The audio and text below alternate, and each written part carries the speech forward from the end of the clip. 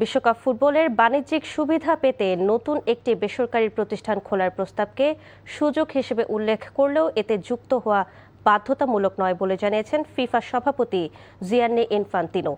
অন্যদিকে এই প্রস্তাব প্রত্যাহারের হুঁশিয়ারিকে কঠোর ভাষায় সমালোচনা করেছে ইউরোপিয়ান ফুটবল সংস্থা উয়েফা। আরও জানাচ্ছেন কুশল ইয়াসির।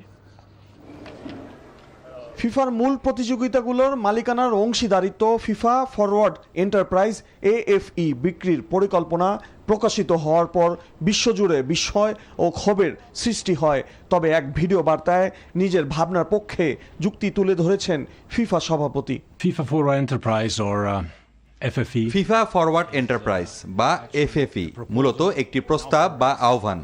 এটি একটি গণতান্ত্রিক আলোচনার প্রক্রিয়ার অংশ। সর্বোপরি এটি একটি সুযোগ, কোনো বাধ্যবাধকতা নয়। and above all it is an opportunity.